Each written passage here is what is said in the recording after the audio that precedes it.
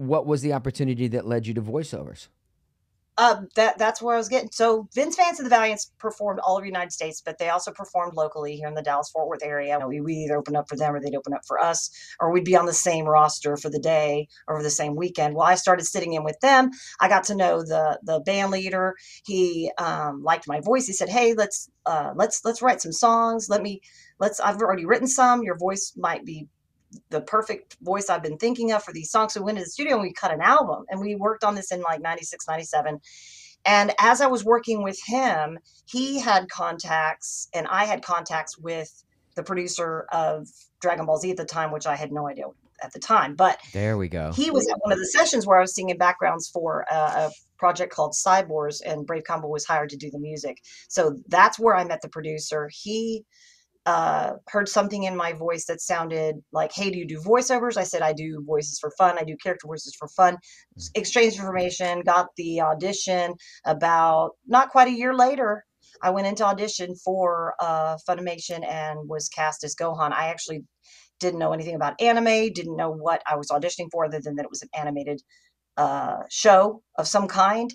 Around what year would you say that was? That was 1998.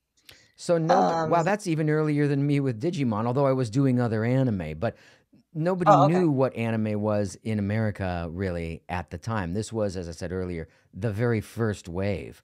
So, of course, you didn't know because it wasn't like there was an No. anime And I block. was There was no singing, YouTube to look it up either. no, no, and like I said, it does have a different origin story. For me, I wasn't given any, don't mimic this voice or sound like this or look like, none of that was handed to me for whatever reason. So when I went in, I auditioned for what I thought, they're going to want me to audition for female roles, right? So I auditioned for 3 or 4 of the prominent characters that were females, and delivered distinctly different voices. But when there was a director in there, Barry Watson, who had been recording the show at the Ocean Dub in Vancouver, Canada, said, "Can you give us a young boy voice?" And that was Kid completely voices, yeah. caught me off guard.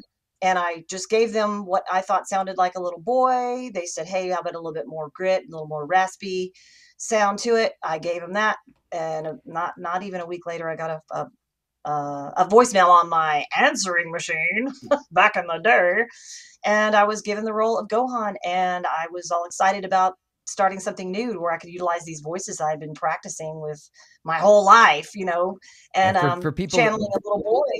for people that don't know Dragon Ball or Dragon Ball Z, can you do that voice for us now? My first voice was Gohan, "Don't hurt my dad." He's like that, and a lot of reactions. They ended up calling me the reactress because I just could nail all these different reactions that had to be, different and unique, Yeah. open mouth scream or open mouth, closed mouth, landing exertion. There was all kinds of those. Like for My a character video was game. right. Mm. Yeah. Just, and then Whoa. with the video games, Yeah. right. All kinds of, right. Yeah. Yeah. I've done entire sessions like that for video games. That's it. No lines, just Okay, reactions. Yeah. longer. But you got a whole So series out of it. And the other? it was great to be able to channel the little boy voice, the little boy I could never be. I love children. I had growing up, I had 2 stepbrothers and an older brother that were in and out of town, switching between step parents and whatnot.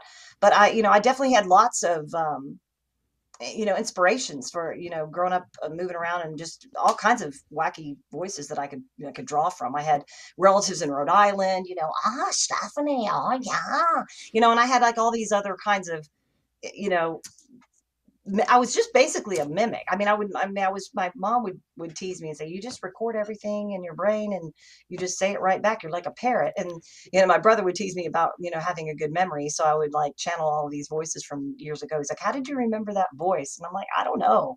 It just came natural for It's me." kind of And I'm like the grateful for that. it's kind of like the advice that people give to writers to write what you know. You voiced what you knew from people in your life. You And I weren't had a lot you of weren't you different weren't people, mimicking right? famous people, you were mimicking people in your own life that you knew In my own personally. life, my Mhm. aunts and uncles, my aunts and uncles from the deep south down there in Memphis, Tennessee. I could just pull that out. In fact, I would actually visit relatives in other cities and states and things like that. I'd come home and I would be talking like them naturally. I would have their natural draw, or I would use certain words, a certain way. And people around me are like, "You sound like your aunt and uncle. You sound like," I know. Oh Mhm. yeah, yeah. I just kind of pick up on that. So I moved around a lot. So I kind of have my own voice now, obviously, but that's kind of how that my whole career in voice acting began was in early 1999. We started recording Dragon Ball Z. From there, the studio was small. We had a small, close knit group of talent, and we played a lot of different characters in the background. Lots of bit parts, women screaming, babies crying. Eventually, got cast as baby Trunks. Just a baby voice, Mhm. screaming, laughing, I crying, did a whatever. whole movie where my only role was that. It was called Yeah. the crying child with Muriel Hemingway, and all I did was cry. Oh The yeah. whole movie. Yeah. I've had fans ask me why I cried so much in those episodes, and I'm like, well, that's what was written. I followed the script. Right. Yeah, I didn't choose to cry It's a that weird much. profession where you can go in and just cry all day and that's your job. Right. And then the cool thing was with Carl Finch of Brave Combo and me working in that same realm with the same company, I was able to work on anime themes, and I was cast to sing some of these amazing Japanese themes that we changed into English. The lyrics Mhm. were changed into English, and then Carl and I would sit down and put them together lyrically to make them make sense and convey the same message in English, which was uh, a whole new experience for me. I was able to kind of utilize my, writing skills and my musical skills Mhm. to work with another person and on a creative project. And then from there, I was cast in, let's see, my first anime theme I did was called Sayonara Bye Bye, and it was featured in Yu Yu Hakusho. I also was able to sing the opening and closing themes for Kitty Grade.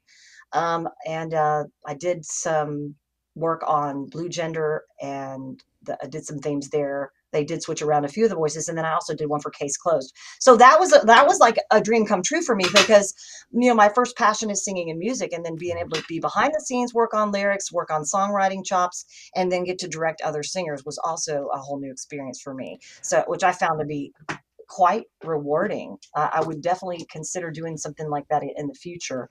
I find And that then it's very common that voice actors start with singing, but it's a lot less common that we actually do get to sing in character or in these shows. This is the first that I'm talking to a voice actress that's actually sung in the theme, like a theme song for the show. right. That's Oh, I could pretty do rare. that all day. And then that I brings love your whole career full circle. You started with music and singing and musical mhm. theater and bands, and then did the Yeah, voiceovers, yeah. and then back to the singing and brought them both together.